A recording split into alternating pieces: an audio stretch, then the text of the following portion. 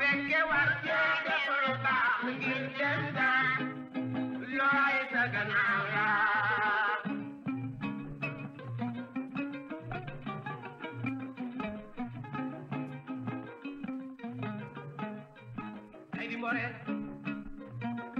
gay di mbore aram mbaay gay deene looy sa gannaaw la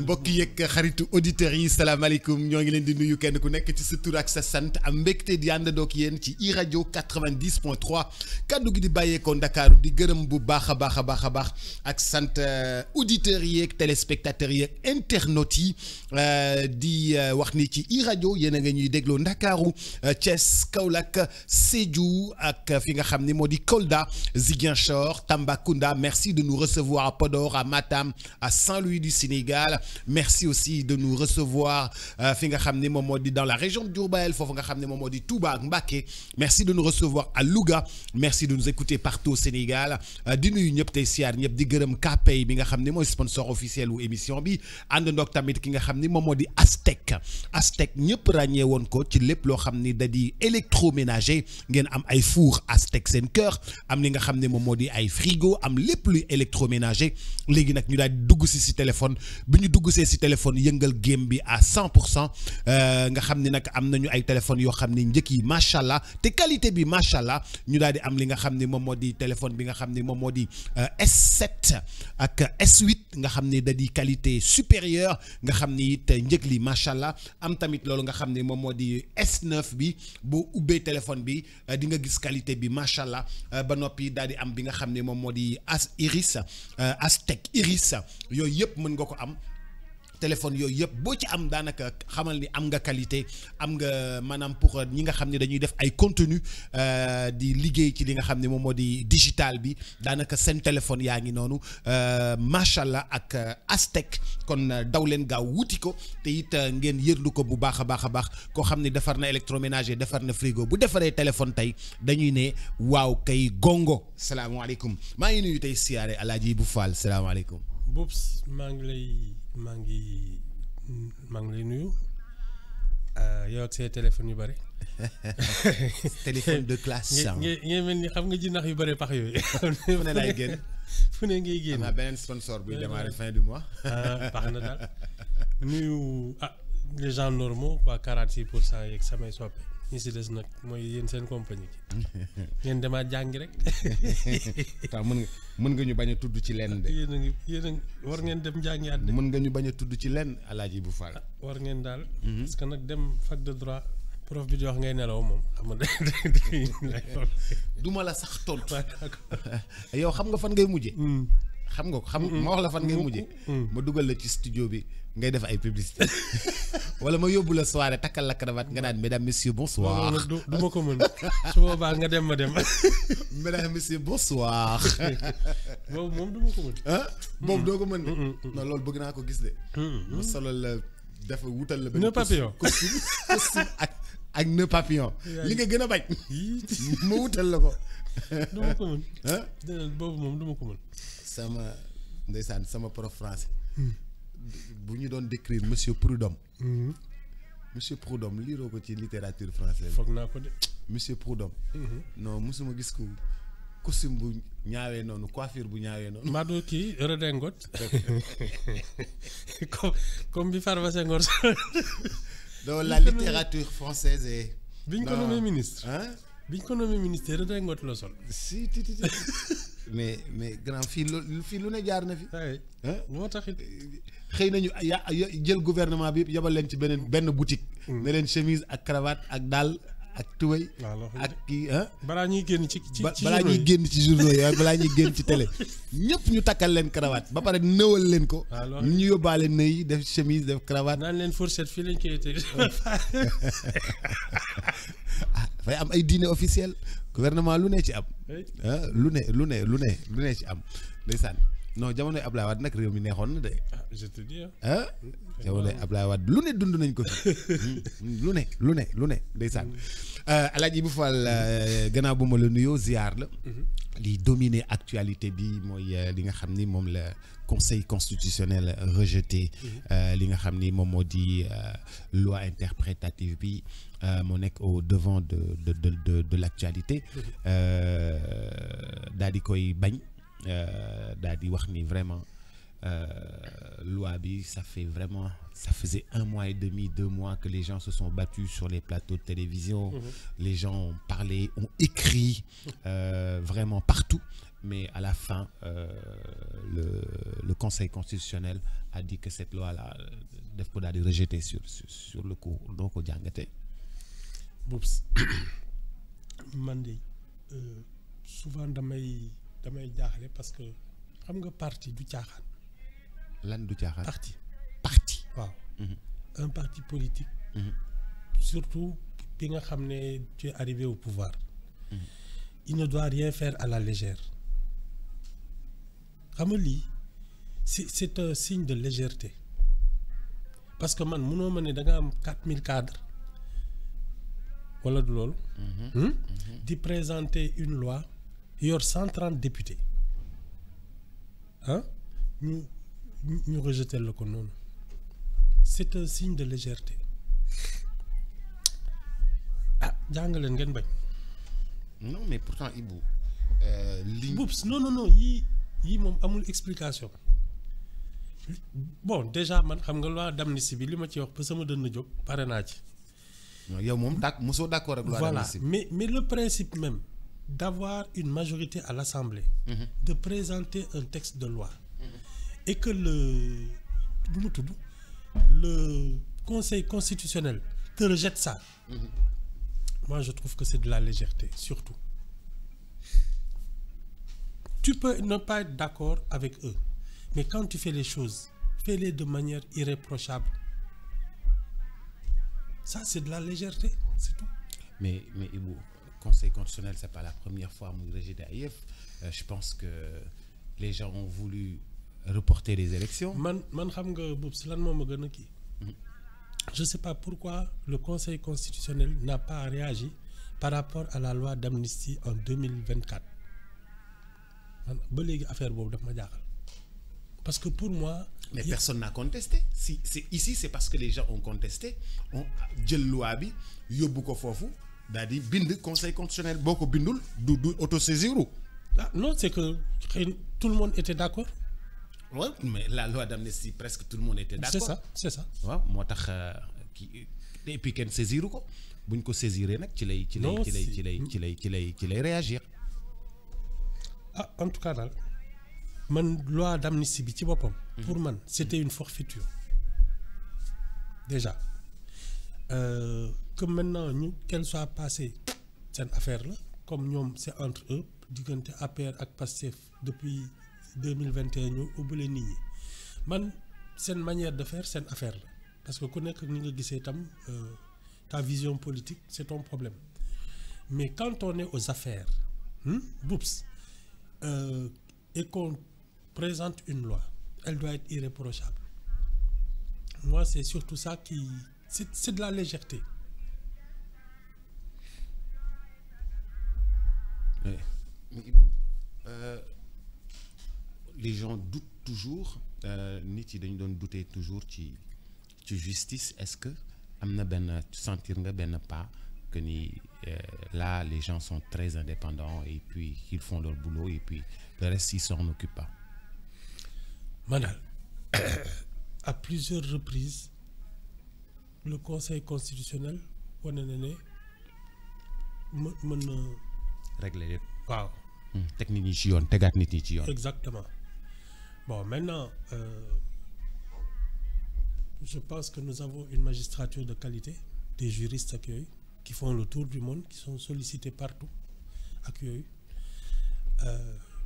Non, nous, je pense qu'on a juste un problème d'immixtion. Moi, je te dis, l'exécutif se mêle de trop de choses. Par exemple, quand des affaires doivent aller devant la justice et qui concernent des hommes politiques, tout de suite dañ koy déplacer sur le terrain politique def ko débat boo xam ne indil bàyyi règlement de compte la du moom ak yooyu te loolu day discréditer justice parce que après àtte bi y a toujours un soupçon de parti pris mais ñoom en général ce sont des exceptions. Parce que tous les jours xaw ma ñaata affaire la ñuy traiter devant la justice boops di nga gis lu jaar yoon ñu àtte ko te kenn du ko contester. Enfin tu as des moyens de recours ak yooyu mais suñ demee ba dernière kii bi décision bi cassation ku ne xam ne lii la yoon wax. Donc on a un pays et je pense que bokk na ci lu ñu may jàmm boops parce que dëkk boo xam ne du ñu àtte nit ñi ci yoon ku nekk da ngay wut sa fetal di ko régleel sa bopp xam nga ñun yegguñu foofu. Fii les 9/10 ou les 99% de la population suñu amee leen naq di dëgg dinañ dem police wala ñu dem gendarmerie wala ñu dem directement porter plainte au tribunal c'est déjà bien léegi nag politiciens yi ñoo jaaxal seen ay mbokk nous on a un problème avec cette classe politique là lii c'est en plus une preuve de la légèreté. Donc yow da nga bëgg wax ni problème bi ñu am yëpp c'est juste la classe politique. Ah oui on n'a pas assez recadré parce que dafa war a yem ci sphère am pour moi tu as l'Assemblée nationale et tu as l'exécutif tout le reste vraiment dañ ci war a génne seen loxo. Parce que loolu mooy tax après les choses fonctionnent normalement. Chacun reste dans son domaine. Il y a un exécutif pour gouverner, il y a une assemblée nationale pour surveiller l'exécutif, une magistrature qui arbitre et une société civile aussi. Moi, le Conseil économique et social, qui est là pour arbitrer tout le monde. Parce que c'est ça la représentation de la majorité silencieuse. mooy ñi nga xam ne bokkuñu parti politique bokkuñu fenn. Mais il faut marcher le pays. ñooñu il faut ñu am gëdd.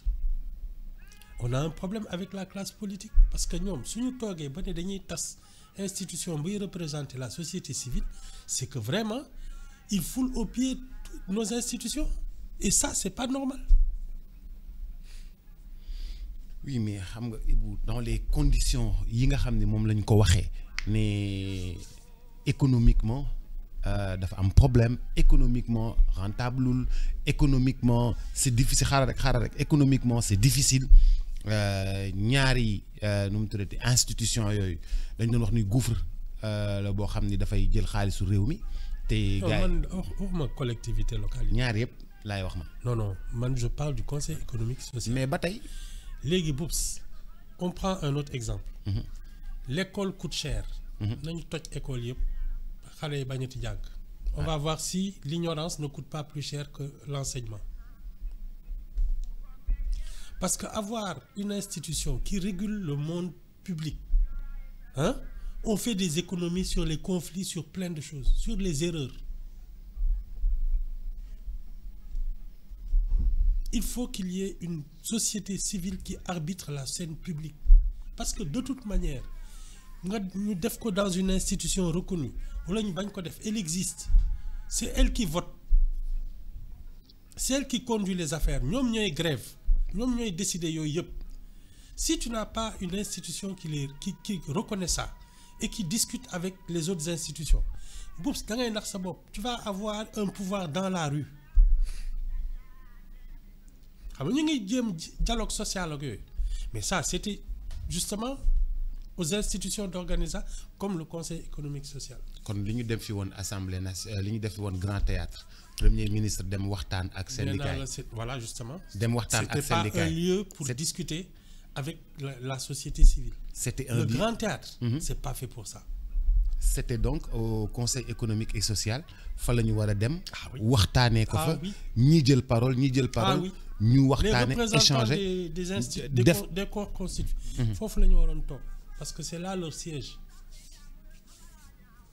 Ok. Grand théâtre, c'est pas fait pour ça. Grand théâtre, c'est pour la comédie. déet waay grand. Grand théâtre. Boups, le théâtre est fait pour la comédie. Pas pour discuter des affaires de la République. C'est tout. C'est comme si tu montais une tente de cirque. ne nañu dem toog waxtaanee ci dëkk bi foofu. Cirque wala làmba ja. waaw. waaw. Tu peux le faire à l'arène nationale, tu peux le faire dans un cirque. Non, c'est pas fait pour ça, Boups. c'est ce corps de métier yi ñoo fay nekk ak syndicat yi. moom la ak waaw. les représentation la représentation. les ay football les trucs le mouvement sportif les mouvements associés c'est ça. Mais c'est ça la vie publique économique et sociale. Mais attends, y a rien de plus sérieux que ça. ci ngay xamee tension wu dëkk bi yëpp ci nga koy amee. Mais si tu veux justement. gis nga soo bëggee wax avec la société civile. Parce que ñoom bi ñu ko tasee après ils ont appelé au dialogue social. Donc tu vas inviter des gens individuellement alors qu'il y avait une institution qui était là pour ça. Parce que yéen ci boole yëpp ay xaw ma conseil du dialogue social yooyu yëpp c'est pas la peine. Tu as un conseil économique social qui est puissant et qui ne devrait pas abriter des hommes politiques désignés par le président de la République. Ça, c'était une erreur. Mais quand les travailleurs, les mouvements associatifs ont des représentants parce qu'ils sont élus, ñu yóbbu leen conseil économique social, mais tu as des gens sérieux en face de toi qui ne sont d'aucune chapelle politique. am seen centre d'intérêt di ko défendre. C'est exactement ça. La paix civile, la paix sociale, ce sont ces gens-là qui en sont garants. Ah waaw. léegi ñoom bu ñu paree dañuy def ay notes. Oui. yónnee. Oui. Oui. bu ñu paree dañuy def ay notes aux autorités, c'est ça. yónnee aux autorités. Oui. Mais man, je suis pour qu'on aille plus loin. Qu'ils aient d'abord un regard sur les budgets et qu'ils puissent, avant muy dem Assemblée nationale, door seen veto ne li baaxul. Parce que ça les concerne au premier chef. Ils sont consultés sectoriellement et donnent des avis. C'est ça. Hein? C'est ça. mooy institution officielle. C'est ça. bu dialogue social. Mais bien sûr. Alors, yow tu détruis ça et ensuite tu cherches à dialoguer. Comment tu vas faire? Oups. ñun li ñu dal seddul. li ñu dal moom seddul. Ça c'est moi qui te le dis. yéen la daal. Ibu ñun dañuy defar mais balaa ngay defar foog nga toj. dañuy toj ba pare après soo ko defaraat non dañuy defar balaa ñuy defar dañuy toj ba pare. Boups. waaw Boups. Il faut avoir du discernement. xam nga ñun on a parce que le conseil économique et social. date de 1961. Boups. suñu yàqaloon dinañ ko xam. oui. Maintenant il a été dévoyé son esprit. Parce que c'est le lieu où il ne doit pas y avoir d'hommes politiques. Comme à l'Assemblée nationale. Il ne devrait pas y avoir de gens qui ne font pas de politique. Parce que c'est fait pour ça. Am li ma la wax. Ñun on n'a pas le sens du discernement. L'Assemblée nationale c'est un lieu politique, éminemment politique. Hein? Voilà. Le Conseil économique et social warul am politicien. Chacun reste à sa place. ñun nag dañu jaxase yëpp. toog di xoole. est-ce que. man daal et je pense que malheureusement la première année. de Bassirou Diomaye Faye. aurait dû être consacrée à discuter avec les gens avant toute décision da ngay waxtaan ak nit ñi xam nga. xam lii lu mu ban njariñ la am ba mu wóor après tu ci ngay defee nag les réformes institutionnelles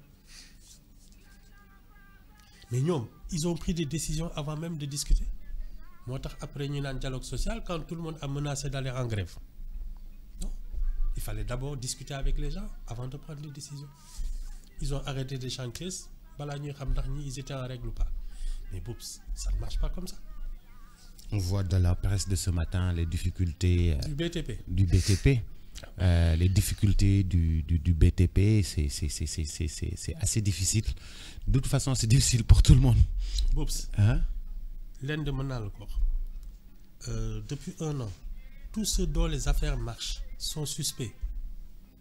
C'est ce regard-là qui est extrêmement dangereux. Parce que le problème, on peut le de 2 manières. Il y a trop de riches, parce que nous sommes dans un pays pauvre, et donc personne ne devrait être riche. Où tu te dis, un pays normal, c'est celui qui a le plus de riches. Wow. Encourager. Un pays normal, c'est celui qui a plus de riches. Où tu crées de la richesse et que tu t'enrichis. Mais c'est ça le but de le développement. Une richesse licite. Mais création de richesse. Mais quand je te parle de richesse, boops, une richesse illicite n'en est pas une.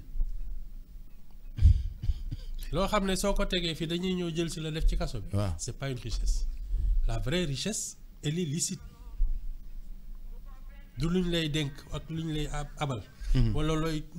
Non. C'est du concret. C'est du patrimoine, c'est de la création de richesse. C'est de l'économie. Faire en sorte que les gens puissent s'enrichir. Mo gën ngay nan fi ku fi riche sax dañu wara dag sa bop. Dañu wara encourager nit yi ñu liggéey, créer emploi, créer ay richesse, créer ay riches, créer ay champions, créer ay grands champions, des champions ci réew mi ak des champions même dans la sous-région. Exactement ça. On doit créer des champions, pas en détruire. C'est de ça que je parle. Ibou loolu ngay wax ni du jamono yi de jamono yi moom ko lu waay am da nga koy jéem a nëbb. soo amee tuuti lex sax ñu ne la yow tu es en trop bonne santé. waaw du jamono yi de. C'est ça. Loolu de moo ñu dal. Mais dans un pays normal, on cherche à faire des champions, on cherche à créer des riches, des entrepreneurs. Parce que conquérir le monde, ça commence déjà par contrôler son pays. Mais FPE, lolo mo don kiwam non? Fonds de promotion économique. À l'époque. Lolo mo don ambition non? Ah, bien sûr. Hein? Bien sûr. En fait, le FPE, biñ ko créé. Parce que c'est après la restructuration des banques. Banques yi tëjoon ñoom ñëpp banque sénégalaise yi. waaw léegi bi ñu leen restructurer ñu ne pour faire travailler les gens xam nga banques yi boobu tiit nañu mënuñu leble. ñu créer FPE pour ñu am fitu. parce que xaalis bi nekkoon FPE. ça devait passer par une banque. doo dem FPE directement da ngay am banque mu solliciter le fonds de promotion pour ñu financer la donc. mu donne sa garantie. Voilà. Genre yooyu c'était ça en fait. Le FPE. Parce que les banques étaient fragiles, on venait de les restructurer. Le fonds de promotion économique. Mais effectivement, ça devait permettre de faire travailler les gens sans que les banques ne soient trop sollicitées, quoi. Et ça faisait travailler en même temps les banques. C'est ça. Mais Ibou, li ngay wax ni pourtant gouvernants yi xam nañu ko. Xam nañ ni dañu wara créer ay champions. Xam nañ ni dañu wara encourager ay champions. Waaw mais xam nga c'est quoi la différence entre qui crée champion de manière subjective maanaam yow yaa ma neex je vais t'enrichir bokkul ak ki nga xam ne yow kii xamoo ko sax mais tu sais qu'il a du talent xam na lu muy def nga jàppale ko day dem nga bañ ko jàppale day dem nga ne on va en faire notre drapeau sans affinité politique ni lien de parenté ni rien du tout. C'est ça la différence. Protéger bien le secteur, c'est-à-dire tu dis man dama bëgg ñu dugg dans le cacao ñi ciy dugg yëpp doon ne yow diw dem leen fii parce que jot na da ngay ne secteur bii dañ koy jàppale xamoo ña fa ne mais si tu choisis les personnes individuellement déjà tu déstabilises le secteur parce que da nga ciy dugal ñoo xam ne xamuñ ci dara ñu fekk fi ñoo xam ne yàgg nañ fa c'est de la concurrence déloyale. ñi la ñëw ak seeni financement yi ngi leen jox. fekk fi ñi fi nekkoon je donne l'exemple des tracteurs dafa am ñoo xam ne ils étaient dans le tracteur depuis longtemps. ñu indi ci benn waaye boo xam ne dénk ko presque 400 tracteurs alors que le marché yëpp ñoom ñëpp réunis ils en vendaient 200 xaw ma 300 xam nga am na ñoo xam ne ils ont fermé leur département tracteur pendant des années. Est-ce que dalul ñi nekkoon en face ñi nekkoon en face Subdeco ñi nekkoon en face Subdeco. xaaral ma wax la ni ñu tudd parce que dem naa fa. doon nañ jaay oto ñu nekkoon doon nañ jaay oto doon nañ jaay groupe électrogène. ak ñoom la. waaw xaw ma genre. doon nañ jaay oto jaay groupe après mujjee woon nañ nekk fii ci VDN bi. après nga xam ne après dañoo tëj ñoo doon représenté aussi Hyundai. ma fàtte nu mu tudd département bi. Sodekip wala xaw ma nu mu tudd. non seen département bi. Anne Bel-Air. bi doon def ay tracteurs. foofu j'ai fait l'enquête je suis allé là-bas il y a des années. Ils m'ont expliqué que dañ toog ay temps ne comme marché bi il est saturé. dañuy tëj département bi. c'est ça le problème. ñëw wut sa ay nit indi leen. dafay déstabiliser secteur bi. ah oui il faut rencontrer les acteurs. C'est pas parce que il est peut-être un soutien de l'autre parti wala. C'était Matforce. Matforce. Merci Khali mon ami. C'était Matforce. dañu mujj tëj seen département tracteur. Pendant des années. C'est ce genre de parachutage. mais entreprise ba sax dafa mujj tëj Matforce dafa mujj tëj. clé sous le paillasson c'était difficile. soxee nañ ko ay années. département bi moom dañ ko man j'avais rencontré les acteurs. parce que dama doon wax ci tracteurs yi ñu fi indiwoon. tracteur indien la. mais ñu ne ma non ça ñun dañu mujj def leneen. en attendant mu jeex ay groupe électrogène nag lu nañu dugg ci. fekk boobu et si tu le fais dans chaque secteur. tu déstabilises toute l'économie. Ah oui. Malheureusement, les gouvernants, ils choisissent les champions en fonction de leur proximité. Soit ce sont des militants, soit des... da ngay jox ki nga wóolu tamit. Non. Boups, le seul critère, c'est la compétence. Ben critère, mon ram, c'est la compétence. Pas autre chose. Boups. Qui dit comme nga xam mbokk nga ak yooyu ça c'est pas professionnel. Kii fii la jógee il a construit un empire. Il mérite ta confiance. Les banquiers quand ils prêtent de l'argent c'est mon copain dañuy xool yow li ngay liggéey toute l'année. indi sa bilan. sa exercice 3 ans. et puis les mouvements de compte. tes mouvements de compte. épulché ko ba mu jeex. waaw dañuy xam ndax yow yaa ngi monté wala monté woo. Mais c'est pas parce que tu es le cousin du directeur. C'est pas ça, c'est pas la même chose. Man am na ay cousin directeur de banque de. mais ba léegi lebaluñ ma de. yow kat yow ñeenti téléphone nga. moo lay lebal. kenn xamul fu ñu may jàppee. damay disparaître. damay leb ci téléphone bi joxe numéro bi. lépp ci institution de microcrédit joxe numéro bi. maa la wax li ku la ci woo nga ne non lépp fa lay joxe numéro bi. di liggéeyee numéro bi. non Ibou waxu triant dëgg nga wax. waxu triant dëgg. jinax bu bëri pax nga daal. waxu triant dëgg nga wax. non c'est malheureusement ça on fait des choses. de manière subjective. xam nga ñun on marche à l'émotion. kii mooy sama xarit mooy sama mbokk vraiment mënuñ ma seetaan. ma nekk au pouvoir samay mbokk di kii non ils sont pas compétents c'est tout y a pas le seul critère c'est la compétence bien sûr quand on parle de compétence c'est aussi l'honnêteté la rigueur accueil mais c'est la compétence amul leneen malheureusement ñun quand on veut créer des champions on le fait par affinité personnelle. xam nga man dama bëgg di la contredire. acca. dama bëgg di la contredire. par exemple ñii nga xam ni ñëpp dañoo am problème ci Covid bi pourtant dañoo compétent dañoo mën liggéey dañoo jàng ba am seeni diplôme lijaasa def comptabilité ba mu jeex. am ay 15 années d'expérience 20 années d'expérience. mais terewul. ñoo ngi nii ñoom ñëpp dañoo am problème. non Boubs. man xam nga déjà quand je parle de compétence c'est aussi la rigueur. suñ la bëggee def looloo xam ne c'est contre les intérêts et ça relève de ta responsabilité tu n'es pas obligé d'être d'accord et tu dois t'opposer à ça lii du ma ko def parce que c'est les procédures il y a un manuel de procédure doo ko wàcc ça c'est la compétence. Deuxième chose mooy li ma doon wax le mode de gouvernance est un problème mooy li may wax l'exécutif a eu trop de pouvoir dans cette affaire alors que ce devait être un conseil mais vraiment national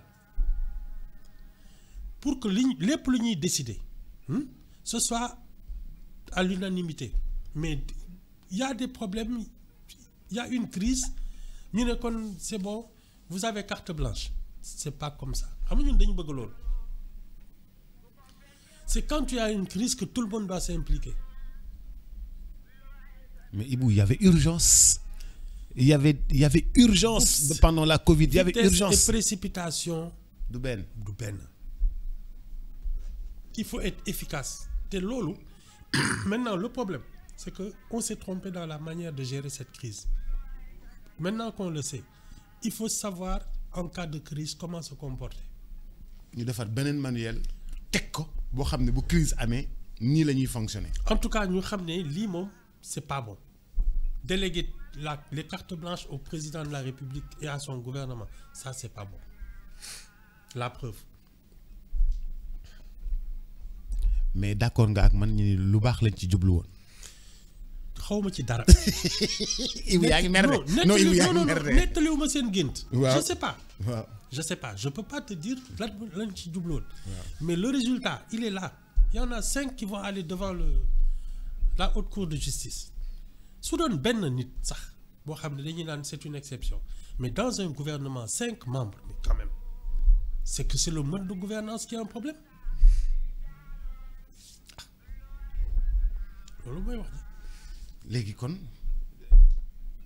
gouvernement bi amaat na beneen liggéey manuel de procédure bu leer pour lépp luy décaissement lépp luy kii parce que ñi fi nekk nii di liggéey actuellement ñoom tamit bu ñu demee tamit dañuy ñëw càmbar leen.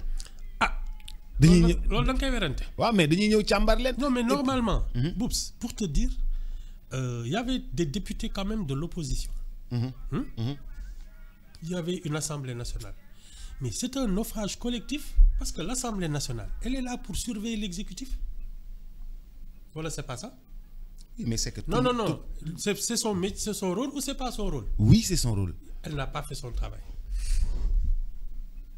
bul ma expliquer dara yow da nga voilà yow Sénégal yi dëgg non c'est-à-dire xam nga non.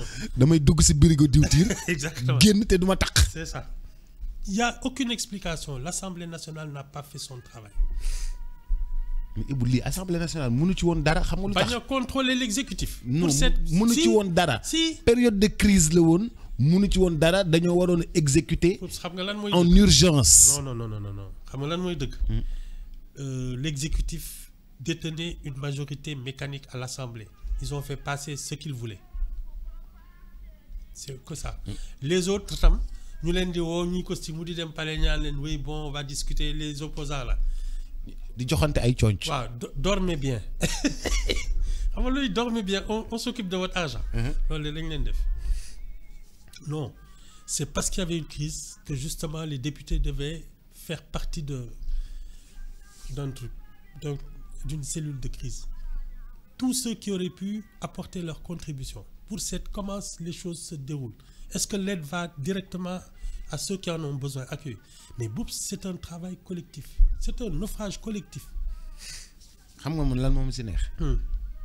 li ci armée jëndul dara armée damul lu dul def lu dul yëkkati def ci ay camion dem séddale dem joxe fii dem joxe fii dem joxe fii armée loolu rek la ci def. c'est des exécutants. ah ñoom loolu mooy seen kii di mais xam nga heure bii ñu ngi leen si doon tudd di kii nii di wax ni armée moo jënd fii armée moo jënd fii armée moo jaar fii.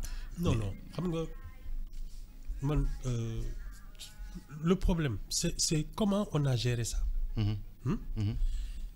Y a eu des failles. La preuve ñu ngi xam nga.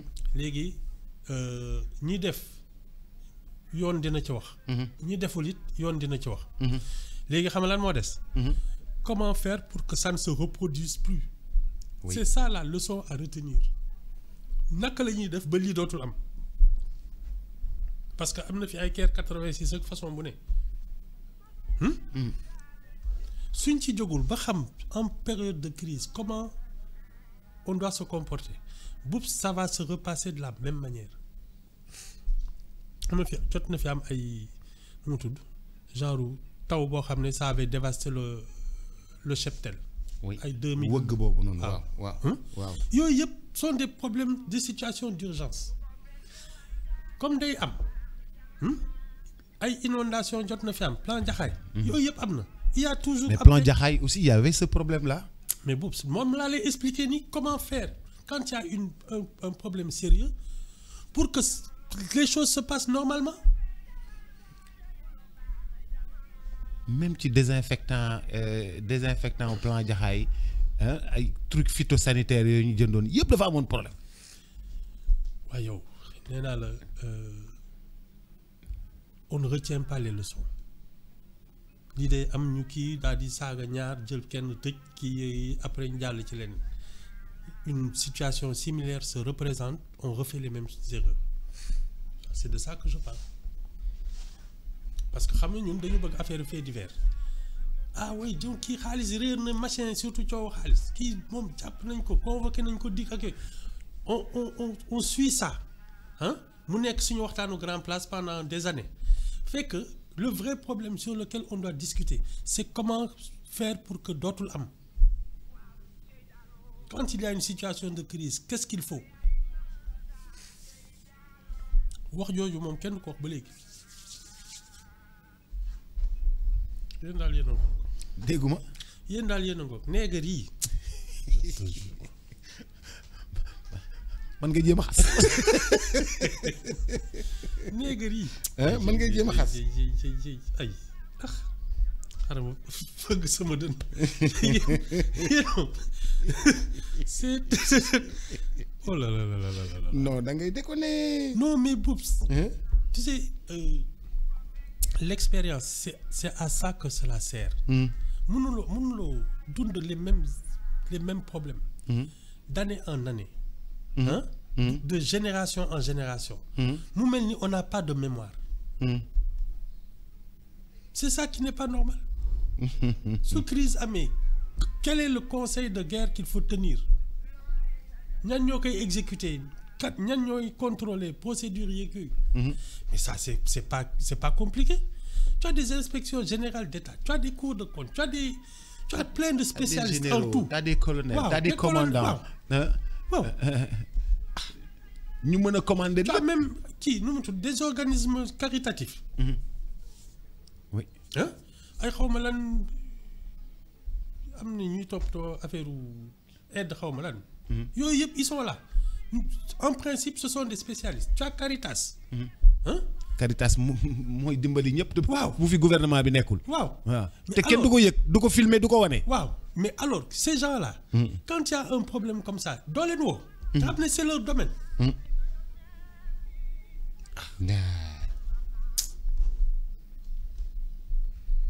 non dañuy fontu. est-ce que. dañuy fontu comme ñun je pense que il y a une part d'égocentrisme c'est-à-dire man maa mën fëgg sama dënn quoi bi affaire bi ñëwee man la et comme fii la plupart des gens n'aiment pas les responsabilités su ñu gisee ku ne man maa ko res ñëpp ne waaw ñu ngi topp sa gannaaw mais attends c'est pas ça c'est un naufrage collectif. Grand maa ngi lay gërëm bu baax di la sant ma dem ba semaine prochaine. nga dem ma dem ba semaine prochaine incha allah suba Alaaji Baba Ndiaye ak invité am Alaaji Baba Ndiaye dina dalal gan gu mag goo xam ni chaque vendredi Alaaji Baba day ñëw wutuma indi ki nga xam ni moom moo di benn invité de marque comme ça bu ko defee ñu daal di nekk ndokk moom kon Baba bu suba lay doon alors invité wu Alaaji Baba Ndiaye mi ngi tudd monsieur Ismaïla Kébé di responsable politique PASTEF Sokone et membre bu membre bu Moncap donc dina janoog Baba Ndiaye demain 9h05 incha allah monsieur Ismaïla Kébé responsable politique PASTEF Sokone mooy ñëw bu suba incha allah ak Alaaji Baba Ndiaye di ko gërëm bu baax a baax di ko sant di gërëm ñi nekkoon ci télé bi démb c'était extraordinaire maître Djibi Diallo avocat le grand frère Sanou Dione ancien député Assane Gueye journaliste ak Modou Mbacké hier soir c'était extraordinaire sur ITV le temps de leur dire merci ñu ngi organiser sax rediffusion bi xam naa ci kanam tuuti merci à toutes et à tous di gërëm Aztec nga xam ni mooy téléphone yu bees yi nga xam ni daanaka il est devenu un géant kooku nekkoon ci lépp loo xam ni dafa di électroménager léegi di def S7 S8 S9 ak Iris téléphone yi macha allah merci à toutes et à tous ciao et à très vite. téléphone bu graaw génnati na téléphone bu doy waar génnati na képp ko xam marque bii di Aztec xam ko ci électroménager